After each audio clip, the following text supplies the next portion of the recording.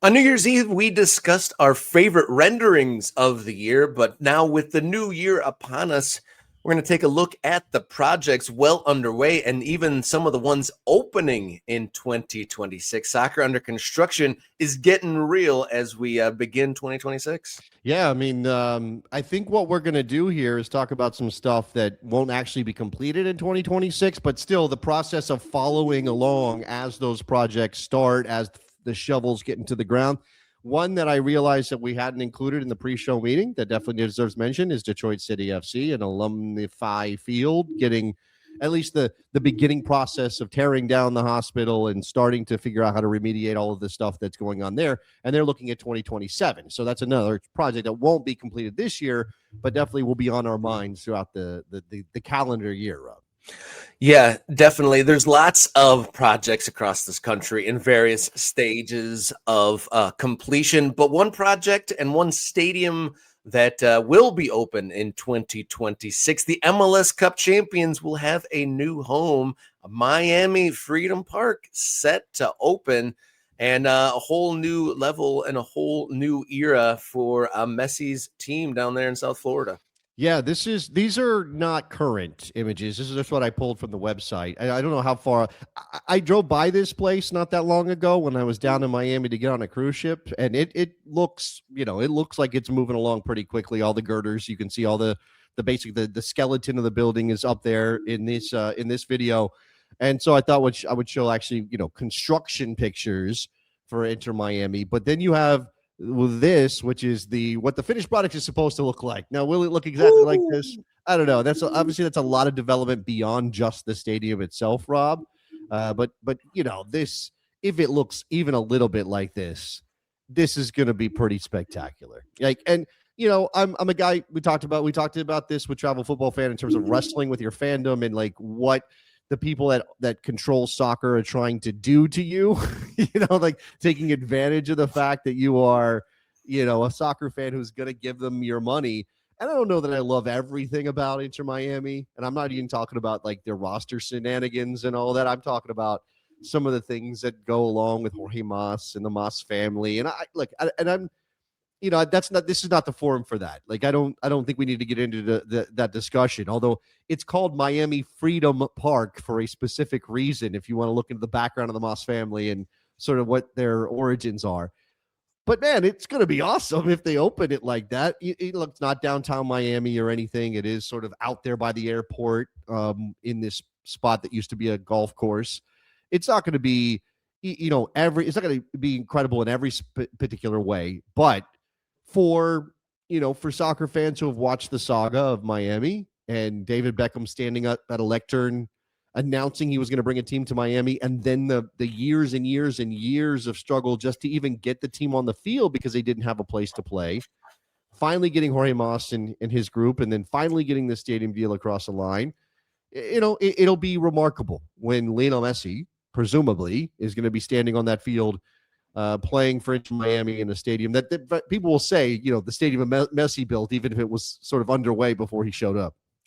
Yeah, and this will be just another like permanent flag planted for American soccer. When we discussed Detroit earlier in the week, it's just like a biggest monument to soccer, a permanent marker for the sport, where in many places in the country there really hasn't been, there isn't one just yet. And that above, like the bird's eye view you gave of the stadium there, kind of remind me of Allianz Stadium in Munich. The kind of had a little bit of a Bayern Munich look to it. That one right there. Yeah. I mean, I think that's, can't lie. It's a pretty nice look for stadium design. I mean, this and they like obviously they've taken pains to make sure that this kind of fits the Miami aesthetic too. So it's not going to be, like we just looked at Chicago the other day, right? Because we were very excited by the idea of that Chicago could build a stadium, and it's a box, but it fits the Chicago architectural history. It's supposed to fit into you don't want a stadium that doesn't fit into the city it's being built in. And I think that's the case with Miami, is they found a way to kind of make it look Miami. Indeed. Moving up the coast, not opening in 2026, but definitely well underway. Major League Soccer's New York City FC, they are building a building in one of the boroughs which was promised for a long time. A lot of folks didn't believe it, but there it is. Pictures on the screen. New York City FC will play in a soccer-specific stadium after not too long. Yeah, these are fairly recent pictures. Grab them, as you can see, from NewYorkYimby.com, which is all about, yes, build stuff. And they took some pictures. You can see, the skeleton of this place going up. Yeah, definitely won't be done this year, but it's going to be transformative too, in a massive way. Like, I think, again, I've been bringing some cynicism to the show today. We had a little bit of it with the World Cup ticket discussion, but in terms of this, and again, politics and the people who own the team and some of that stuff, don't want to get into that. Don't want to let that ruin my excitement, because New York City FC can be massive in a way that goes beyond just sort of the constraints that MLS has on its clubs, because it's MLS, right? So it's New York. It is a world capital in a lot of ways. And for that team to have their own stadium that will ultimately look, let me see if I can throw this up here, ultimately look like this in the end, or at least this is what they're planning it to look like, that will be a step forward for not just soccer in America. It'll be a step forward for this club, a step forward, not just for soccer in America, but American soccer around the world, I guess is what I'm trying to say, right? This suddenly becomes a much more attractive team for players, for fans, for the people that care about the sport, the people that can lift the sport up. And, again, maybe it's a little blunt and cynical, but corporate dollars, people who want to be part of exciting new things in a city like New York are going to be very on board with this, I think, in the end. Yeah, a huge leveling up. I mean, the images we're seeing on screen here are pretty fantastical, but just having one of the teams in one of them, obviously the marquee city in the United States, and having a true soccer home for them, huge upgrade. As anyone who has watched a game in Yankee Stadium, you'll know that there's many different, from the in stadium experience to television experience. This will be a huge leveling up. A couple of renderings here. So we had the video. This is an overhead look. Citi Field, I think, is there at the bottom left. So that's where the Mets play. Obviously, this is in Queens and Flushing Meadows. Picture that cube thing that they're very excited about. I think, there's talk about like a pigeon statue or something. Oh, look, here's some AI rendered, or some rendered people, not AI, rendered people inside the building. This doesn't look like, I don't know. These are obviously going to be premium seats, and I guess you have to allow for that in 2026, Rob, that there's going to be premium seats in all these stadiums, and that they're going to look like this. But people are sitting on couches, right? Why are they sitting on couches watching the game? Like, I want it to be for the people too. So I hope that is, a major part of this as well.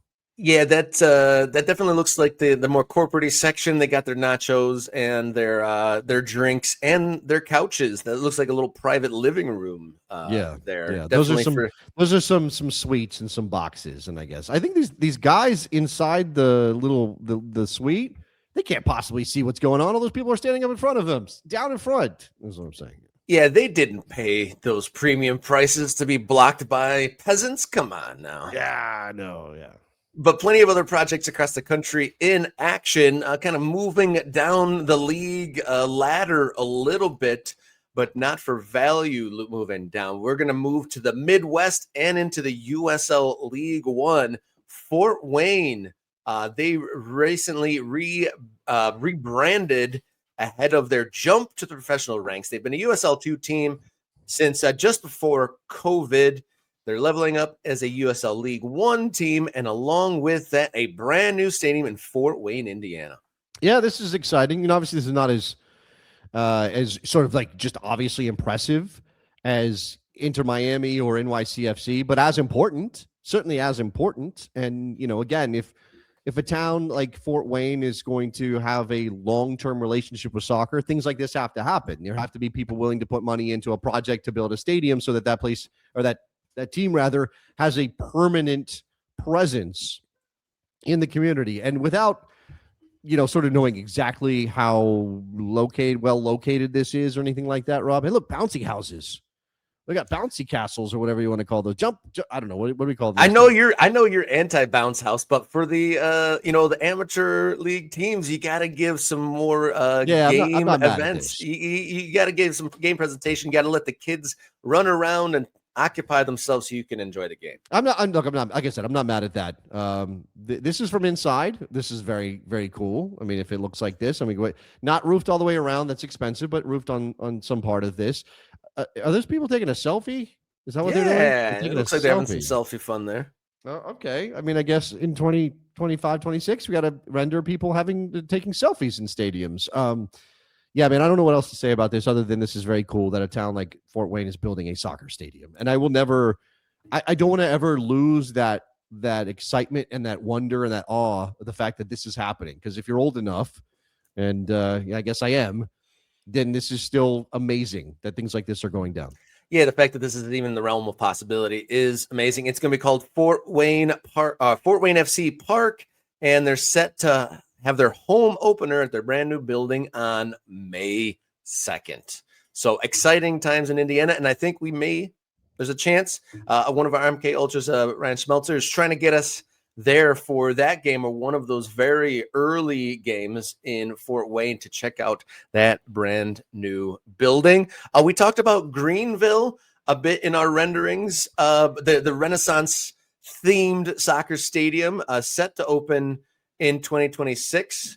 And you actually have a different picture than we brought up on the show the other day. Yeah, this one is from 3 years ago or something. It's a lot. I found this while looking for pictures of the stadium today, and obviously they're under construction, but construction pics are hard to come by, and even if you do get them at the level that they're at, you're just seeing shovels, and I mean you're seeing backhoes and big equipment and stuff, and it's not actually looking like anything yet.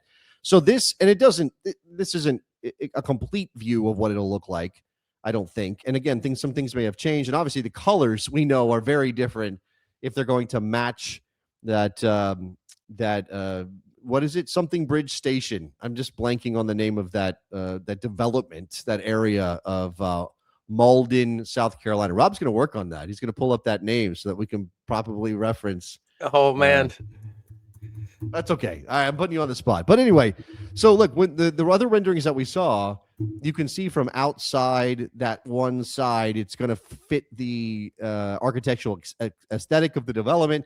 It looks like it's a pretty standard stand on the other side, not bleachers, but seats without any roof, without any cover. This is outside of that weird architectural element, Rob. This is nothing fancy here. This is just a stadium so they can play some games and again control their revenue and hopefully build from here. And maybe one day you do put a roof on the stadium, or maybe you find a way to expand in the two goal ends and add some seating. Yeah, they're building this stadium near Bridgeway Station, which is the development right by there. I think I said bridge and I think I said station. I just didn't have the word way. Bridgeway Station. Yeah. And they got to leave room to expand. You got to put some some cannon turrets or something like that, or maybe some watchtowers from some invaders. Sure, yeah, that's what you need. All those. So we're running out of time a little bit today. What's that thing that throws the boulders or throws the big trebuchet? A trebuchet. You got to have a trebuchet nearby. Yeah. Producer Jenny is saying Vernova Park. I'm not sure what that's saying, but I'm reading the press release as Bridgeway Station. Plenty of other projects ongoing across the country here. Do we want to talk about Grand Rapids, Michigan? They are building a brand new stadium, the Amway Stadium for MLS Next Pro, set to open in 2027. There's also Boise's stadium, a renovation project, but it'll be a new body into itself. We did get an update in our countdown to kickoff that the turf has been laid, and they've done a lot of renovations on that existing big main stand. But this is what it's eventually going to look like come spring 2027. Yeah. So or 26 rather. No, soon. Like a couple of months away from Less this. than 100 days. Countdown to kickoff. Again, I think when we talked to Brad Stith, who runs AC Boise, one thing he said is he kind of grew up going to, I think it was horse racing, right? He grew up in the area and he had been there before. And that main stand, right, is going to be a carryover from that previous life that this location had as a horse racing track. And then you get that second building, which I think is where Brad, you can see it to the left of the main stand. I think that's where Brad was doing his interviews with us from, because we could see behind him and into the stadium and into the field. Again, limited roofing, limited bells and whistles. Not, this is not so much a stadium as it is seats around the field, right? For the most part. And I'm not trying to diminish it, Rob. I'm just saying that, for every $1 billion stadium, there's going to have to be, in places like Boise or Fort Wayne, a slightly different approach to building a proper soccer home. And, I think, we were doing our rendering ratings on the last show. Somebody said that one of the stadiums kind of gave lower division English football vibes, right? Which, the traditional English football stadium literally is just 4 stands around a field. It's nothing more complicated than that. Yeah, I love that small old English style that aren't, anything super fancy, but they're covered, small, modest stands all the way around. And maybe even one end is a rope, on there. But I love the small covered stand look for a stadium, and can't stress enough how exciting it is that places like this are building soccer stadiums, and there's some value being put into the infrastructure, and there's merit to building all of these. And there's places all across the country getting excited and putting in resources into making a permanent soccer infrastructure. So exciting times ahead as we look for stadium openings in 2026 and a whole lot opening in 2027. Yeah. There's never a quiet moment on the building front in American soccer. And that's good for us. It's kind of our bread and butter over here. And hopefully people want to join up as members to support the show, so we can keep talking about this stuff and hopefully talking to the people involved in all of these things. Because, again, it's easy to be cynical. It's easy to be skeptical of some motivation when it comes to some people involved. But I think for the most part, these projects are being run by people who really do want to create something special in their communities and build something that can last, and obviously, is part of their passion for the game of soccer, which we all have. We all share that.